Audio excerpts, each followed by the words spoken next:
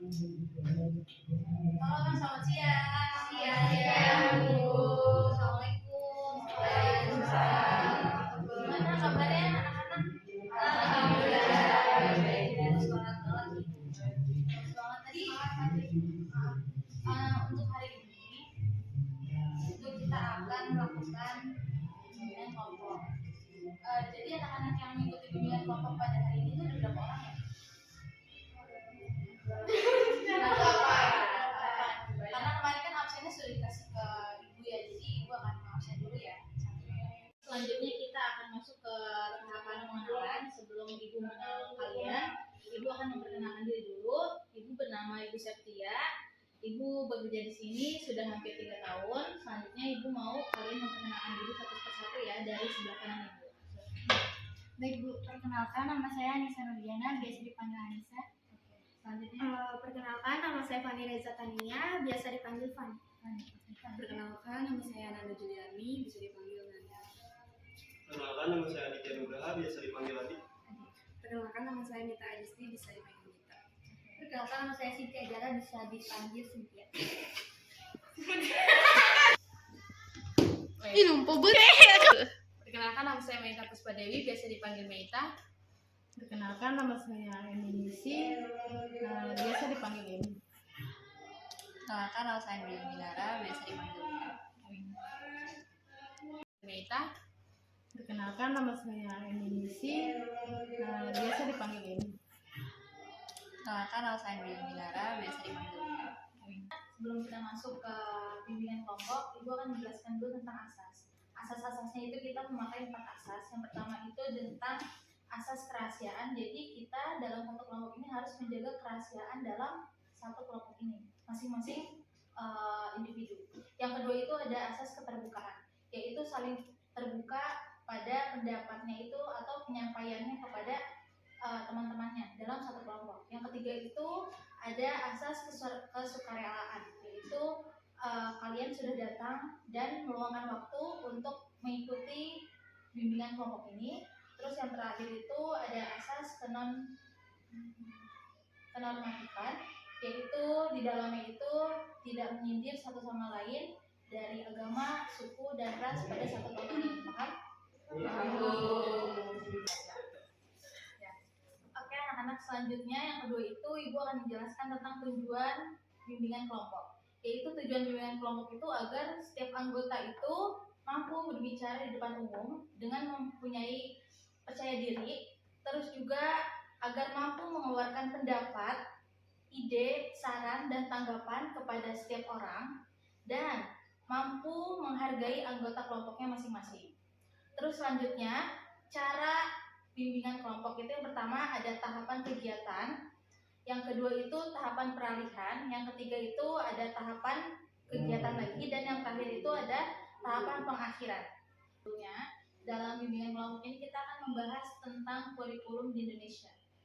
Jadi pada tahun 2022 itu kita masih memakai kurikulum 13, dan pada tahun 2023 itu di Indonesia itu kita sudah diterapkan untuk kurikulum merdeka. Perbedaan dari kurikulum 13 dan merdeka ini sangat banyak sekali perubahan. Yang pertama itu kita kalau dari kurikulum 13 itu banyak sekali menggunakan materi, sedangkan pada kurikulum merdeka ini kita lebih banyak itu untuk project atau kegiatan di luar dari materi. Berarti banyak praktek gitu. Iya, benar banget, banyak praktek. Jadi tidak hanya materi terus, tapi kebanyakan itu sedikit dijelaskan langsung praktek, sedikit dijelaskan langsung praktek. Jadi lebih banyak untuk melakukan kegiatan sekarang. Tapi kan gini ya Bu ya, ada beberapa sekolah yang masih memakai Kurtilas, dan sudah ada beberapa sekolah itu bahkan kampus itu yang sudah menggunakan kurikulum merdeka gitu. Jadi kurikulum merdeka itu kan saat ini tidak seluruhnya sudah terpakai. Itu kenapa ya Bu ya, entah itu dari dinas pendidikan setempatnya itu memang belum mengajukan untuk kurikulum merdeka, atau memang dari sekolahnya itu sendiri. Kalau dari dinasnya itu sudah memberikan kalau dalam sekolah itu harus memakai kurikulum merdeka, tapi kembali lagi ke sekolahnya sekolahnya itu ingin memakai atau tidak. Tapi untuk saat ini dari kurikulum dari dinasnya itu sudah memberikan pembicaraan. Oke, selanjutnya ada yang mau berpendapat tentang kurikulum 13 atau tentang kurikulum merdeka yang sedang dijalankan pada pembelajaran sekarang. Saya izinkan saya beropini. Nama saya Reinara. Jadi kalau menurut saya tentang perubahan kurikulum 2013 ke kurikulum merdeka itu memang ada perubahannya gitu loh. Ada beberapa perubahan yang saya alami ketika telah menjalankan kurikulum ini. Jadi menurut pengetahuan saya, Menteri Dikbudristek RI itu menjelaskan bahwa Merdeka Belajar adalah konsep pengembangan pendidikan dengan peran seluruh pemangku kepentingan sebagai agen perubahan. Nah, program dari Merdeka Belajar sejalan dengan pemikiran Ki Hajar Dewantara yang menegaskan bahwa pendidikan adalah serangkaian proses untuk memanusiakan manusia. Oleh karena itu, pendidikan perlu didasarkan pada asas kemerdekaan. Nah, tujuan dari kurikulum Merdeka Belajar ini antara lain untuk memberikan kesempatan yang lebih luas bagi siswa dalam mengeksplorasi minat dan bakat siswanya itu masing-masing, seperti itu Bu. Nah, sehingga dapat memilih jalur pendidikan yang sesuai ini dengan bakat siswa ini. Nah, lalu hal ini menumbuhkan semangat belajar dan mendorong kemajuan bangsa kita.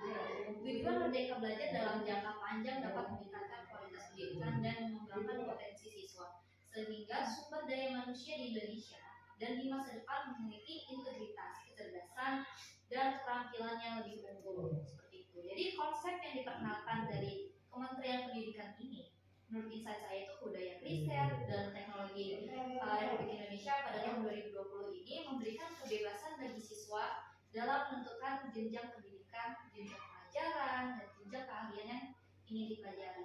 Nah, hal ini sesuai dengan amanat Undang-Undang pada nomor 20 tahun 2003 tentang sistem pendidikan nasional. Telah dijelaskan disebutkan bahwa sistem pendidikan nasional itu harus dapat memberikan kesempatan yang sama bagi setiap warga negara dan memperoleh pendidikan yang bermutu dan berkualitas. Seperti itu. Lalu menurut saya keunggulan kurikulum Merdeka Belajar ini adalah sebagai yang pertama itu lebih sederhana dan mendalam. Kenapa bisa dikatakan lebih sederhana dan mendalam? Jadi kurikulum Merdeka Belajar ini dinilai lebih sederhana dan mendalam karena fokusnya itu pada materi yang benar-benar esensial serta mendorong pengembangan kompetensi dari siswa, sehingga proses dari pembelajaran bisa dilakukan secara menyenangkan dan tidak terburu-buru. Lalu yang di sini pembelajaran itu menjadi interaktif.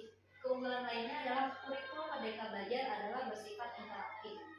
Peserta didik dan guru Merdeka Belajar bisa berinteraksi lebih intens dalam membahas pelajaran dan penerapannya dalam kehidupan sehari-hari kita.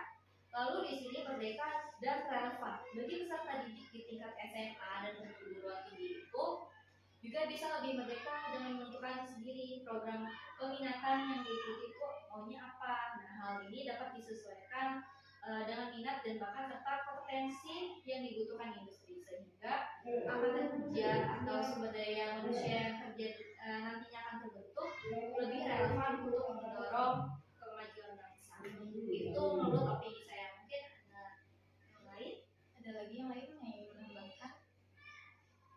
Ya mungkin kalau misalnya dari kasus atau dari yang udah diterapin ya, misalnya kayak di SD itu setahu saya kayak udah ada misalnya program kewirausahaan, misalnya kayak dikasih gurunya kita suka teh manis. Nah di situ dari gurunya itu kayak langsung nerapin nih gimana sih cara pembuatannya itu. Jadi kan dari hal kecil sederhana dari yang anak SD itu meskipun teh aja kan langsung praktek gitu cara gimana cara bikinnya, nggak cuma kayak sekedar tahu aja tapi tahu apa yang dipraktekin, gimana cara membuatnya gitu. Jadi sebenarnya bagus sih dengan kurikulum Merdeka ini karena kita jadi tahu minat bakat sesuai itu. Dan juga pada kurikulum Merdeka ini berarti kan mengajarkan untuk menjadi pengusaha ya, benar ya? Iya. Dari awal mereka sama kurikulum 13 kan. Sekarang kita mau ice breaking dulu nih biar segar kan. Ibu punya salah satu games Jadi dengerin dulu. Iya. Ibu punya salah satu games. Jadi ibu mau itu sambung kata. Sambung kata. Sambung kata misalkan ibu bilang saya, kamu bilang saya pergi. Kamu bilang saya pergi bersama. Oh berarti satu Iya, iya benar. Nah, kalau misalkan dua kata mungkin nanti takut beribet atau lupa ya. Jadi satu kata aja. Jadi kita harus nyambunginnya dari kata pertama gitu Bu. Iya benar. Jadi biar nyambung dari awal sampai akhir. Yang salah kita kasih punishment. Hukuman. Kira-kira hukumannya siapa? Hukumannya nanti ini. Hukumannya nanti nyanyi aja ya nyanyi. Nyanyi kita tentuinnya akhir aja ya. Oke. Pakai fokus. Oke. Ayah. Itu dua kata ya? Iya. Berarti satu ya? Iya, satu. Ibu. Betul. Ibu adalah seorang kapiten. Seorang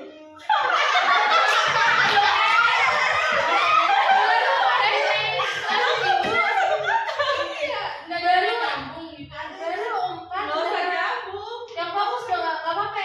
Gak apa-apa yang penting. Kata itu nyambungan aja. Enggak, punishment-nya nanti kumpulin aja berapa orang, Iya. berapa orang gitu. Ulang, berarti ulang lagi ya. Ulang aja. Ulang lagi ya. Kebun. raya. Kebun raya binatang. Kebun raya binatang sangat kebun raya binatang sangat ramai. Kebun raya binatang sangat ramai pembeli. Kebun raya binatang sangat ramai pembeli. Apa? Binatang. Lanjut. Kebun raya binatang sangat ramai pembeli. Nanas dan kebun raya binatang sangat ramai pembeli nanas dan topi. Kebun raya binatang sangat ramai pembeli nanas dan kopi karena kebun raya apa dilanjut lagi? Udah berarti ya. Berarti kita baru lagi. Oh berarti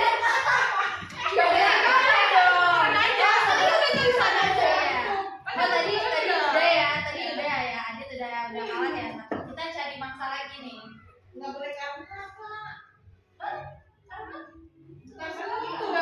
Oh, berarti kalau di akhir itu.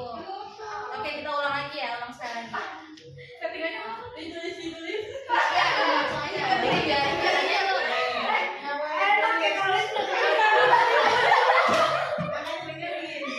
Jadi kayaknya di ini aja biar dapdikduk. Langsung ya? Iya, oke. Oh, sekarang nggak muter lagi ya, sekarang nggak muter tapi ditunjuk ya, siap-siap. Kuda. Aku kuda lari Kuda lari di sawah. Itu dua kata. Di sawah nyambung kan? Tapi kan di sawah ya. Sawah nyambung. Kuda lari di sawah. Kuda lari di sawah bapak. Kuda lari di sawah bapak milik. Kuda lari di sawah bapak milik Pak Lurah. Itu dulu. Kuda lari di sawah bapak milik Pak Lurah dan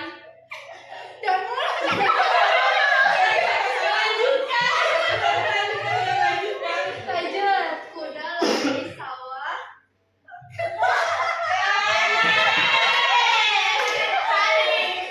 Jadi satu lagi ya, satu lagi. Oke, satu lagi. Berarti lebih efisien ditunjuk ya ternyata. Meja, bangku, meja bangku papan tulis. Meja bangku papan tulis sekolah. Meja bangku papan tulis sekolah kita. meja bangku papan tulis sekolah kita dan meja bangku papan tulis sekolah kita dan guru. Meja bangku papan tulis sekolah kita dan guru milik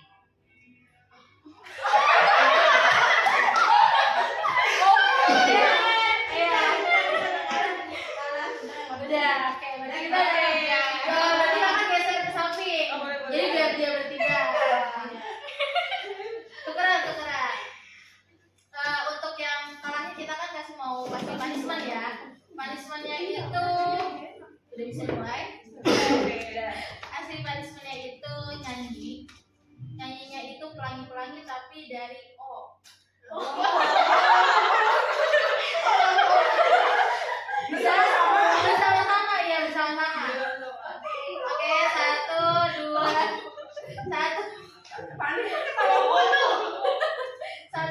3. Ayo.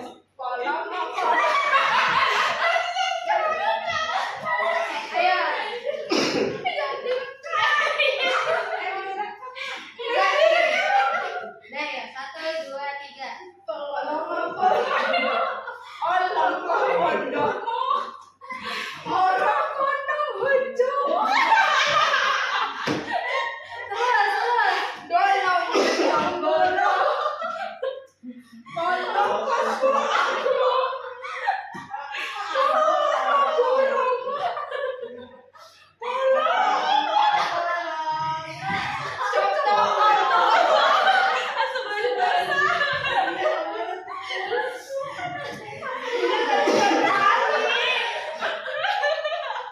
Oke.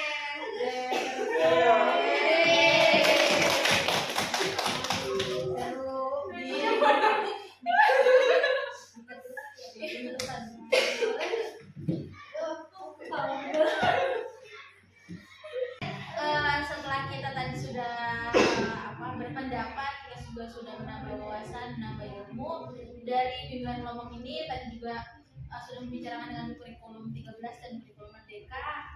Gimana tuh perasaan kalian tuh? Nah, leganya kenapa?